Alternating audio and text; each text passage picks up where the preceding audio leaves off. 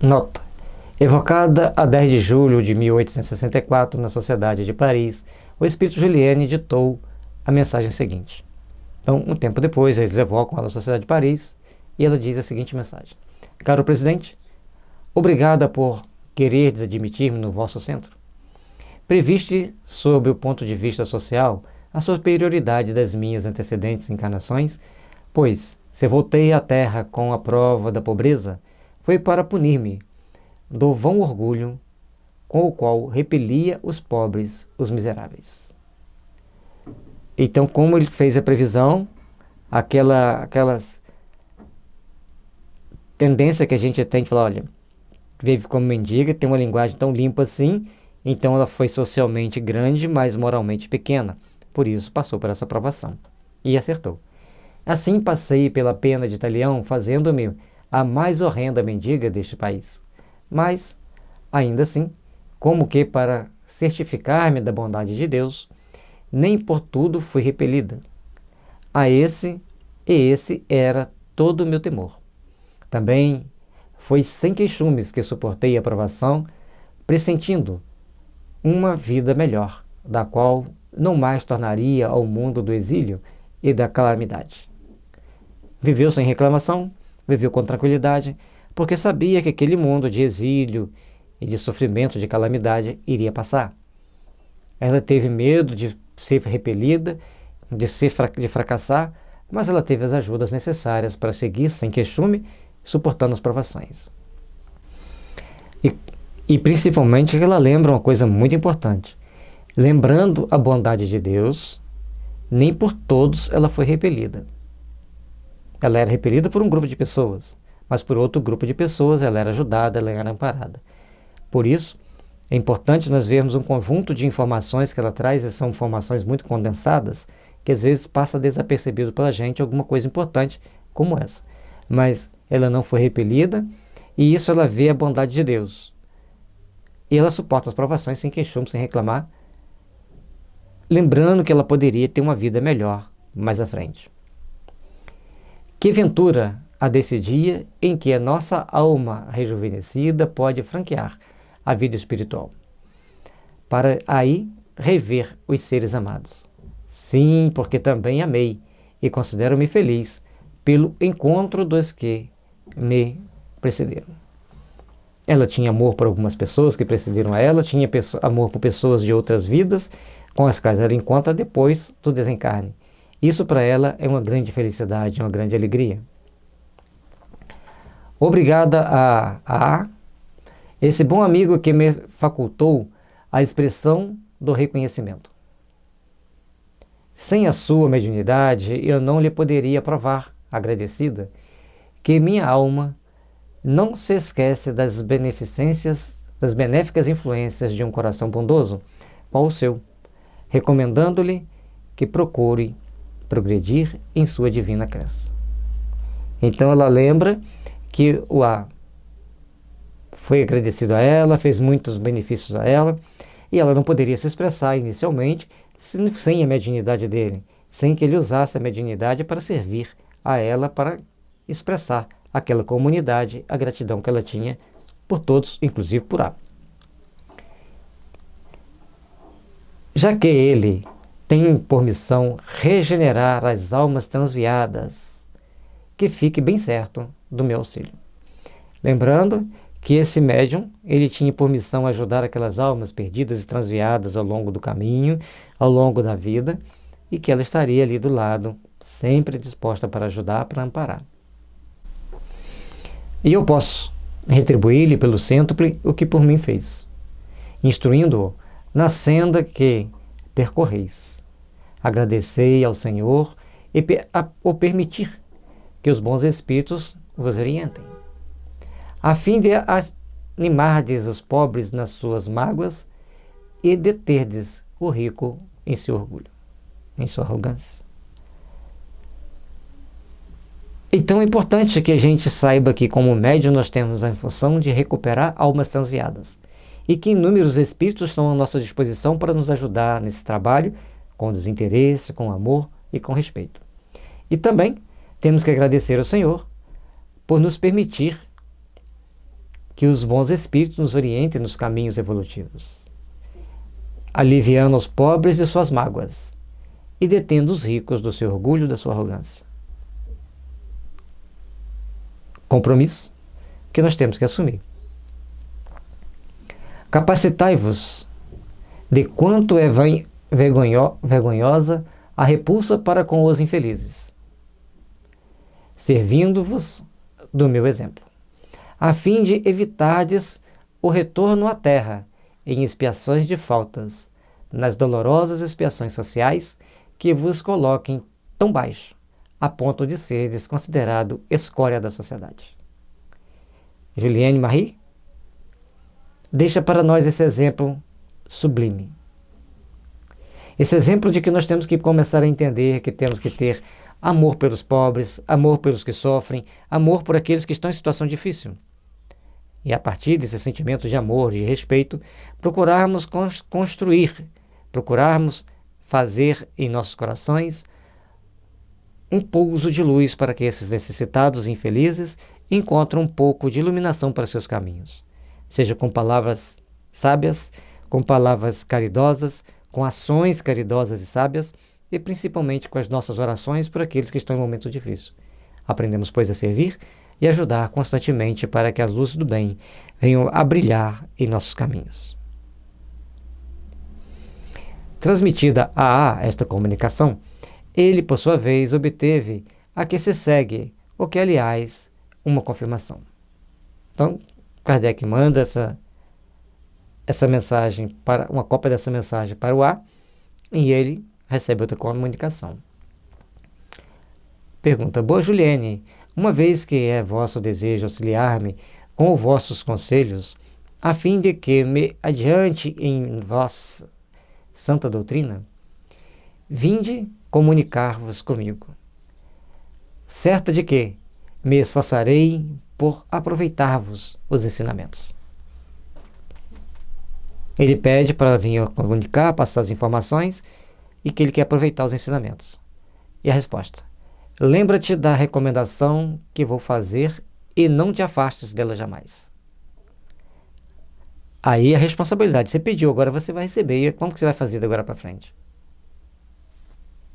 Se a gente recebeu, vamos trabalhar intimamente para conseguirmos fazer da melhor forma possível, para colocarmos em prática aqueles ensinamentos da melhor forma possível. Procura sempre ser caridoso na medida de tuas forças. Compreendes a caridade tal como deve ser praticada em todos os atos da vida. Não tenho necessidade, por conseguinte, de aconselhar-te uma coisa da qual podes tu mesmo ser o juiz. Todavia, dir-te-ei que siga a voz da consciência, a qual jamais te enganará, desde que a consulte sinceramente. Olha que coisa interessante.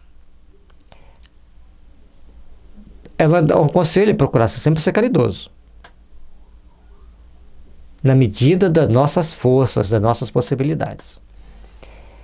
E compreender que a caridade, tal como deve ser praticada, todos os atos da vida, com desinteresse, com amor, com respeito. E não tenho necessidade, por conseguinte, de aconselhar-te uma coisa da qual tu mesmo pode ser o juiz. Essa frase é importante para todos os médios. Nós devemos ser o juiz. Posso fazer, não posso fazer, devo fazer, não devo fazer. Compete a nós tomar essa posição. Todavia, nós temos que saber que temos uma voz da consciência que não nos engana. Mas nós temos que consultá-la sinceramente. Posso ou não posso? Aí recebe o não posso, mas eu estou com vontade de fazer, vou fazer. É complicado. Então temos que nos vigiar o suficiente para tomarmos as atitudes mais seguras, mais compatíveis com a nossa necessidade.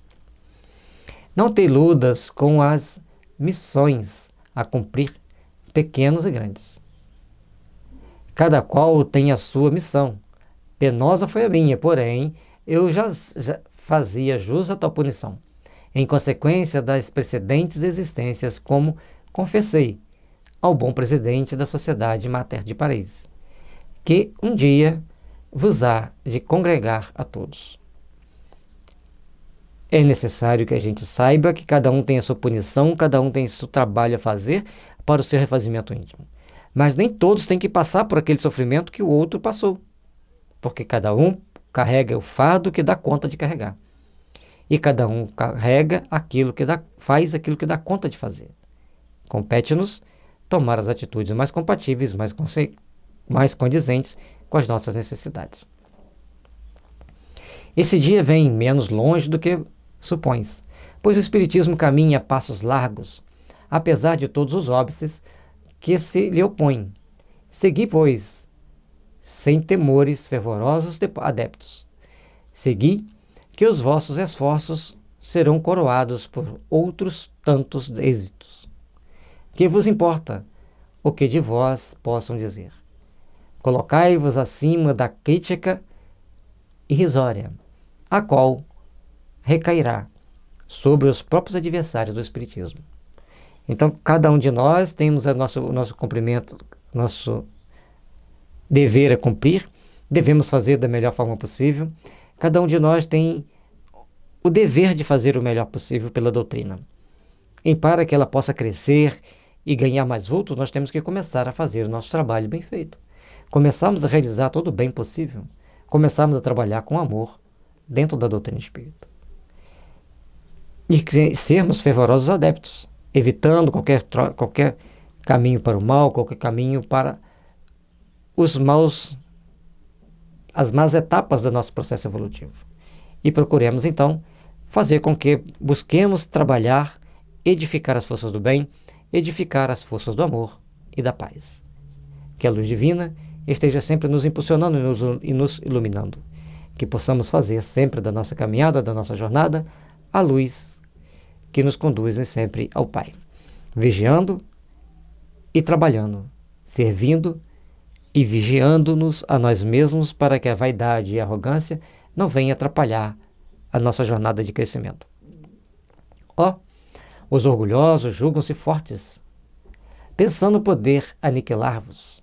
Mas, bons amigos, tranquilizai-vos e não receis enfrentá-los, porque não menos invencíveis do que porventura pensais supor. Dentre eles há muitos receosos de que a verdade lhes venha deslumbrar os olhos. Esperai, que acabarão por vir auxiliar a coroação da obra. Arrogância ficaria melhor empregada nos sentimentos que as pessoas muitas das vezes carregam em si. A arrogância fica melhor empregada naquilo que mais impede a evolução humana e a evolução das pessoas. E nós temos que nos tranquilizar para melhor conseguirmos, para melhor conquistarmos a paz, a harmonia e a fraternidade em nossos corações. Somente assim viveremos melhor, somente assim faremos o melhor possível para o nosso crescimento, para o nosso aprimoramento. E a nossa obra vai crescendo de acordo com aquilo que for permitido por Deus, vai crescendo de acordo com as bênçãos do amor divino. Nota: aqui está um fato repleto de ensinamentos. Quem se dignar a meditar sobre estas 3 comunicações, nelas encontrará condensados todos os grandes princípios do Espiritismo. Essa simples senhora, mendiga, trazendo informação para nós extremamente valiosas. Passando pela pena de talião do mal que fez, colhendo o mal em si mesmo, alcançando sua redenção e se dispondo sempre a ajudar e trabalhar para o bem. Logo na primeira comunicação, o Espírito manifesta a sua superioridade pela linguagem. Qual gênio benfazejo e como que metamorfoseada esta mulher radiante vem proteger aqueles mesmos que a desprezaram sobre os andrajos da miséria. É a aplicação destas máximas evangélicas. Então, mesmo os que a desprezaram, que não a trataram bem, ela vai lá e procura ajudá-la, procura cativar bem essas pessoas. Os grandes serão rebaixados e os pequenos serão exaltados. Felizes os humildes, felizes os aflitos, porque serão consolados. Não desprezeis os pequenos, porque aquele que vos parece pequeno neste mundo pode ser bem maior do que julgais. Lembremos, pois, que ao longo da nossa caminhada depararemos com muitos percalços, com muitas situações difíceis. E aqueles que souberem suportar bem as humilhações, souberem suportar bem as suas dificuldades, saberão construir uma manhã de luz e de fraternidade. Não desprezemos, pois, aqueles que nos querem ferir, aqueles que nos desprezam, mas sim, elevemo-nos os pensamentos aos céus em oração de fé e esperança, porque é assim que construiremos e constituiremos um mundo de paz, de amor e de fraternidade para sempre. Que Jesus nos abençoe e nos ilumine a caminhada hoje, agora e sempre.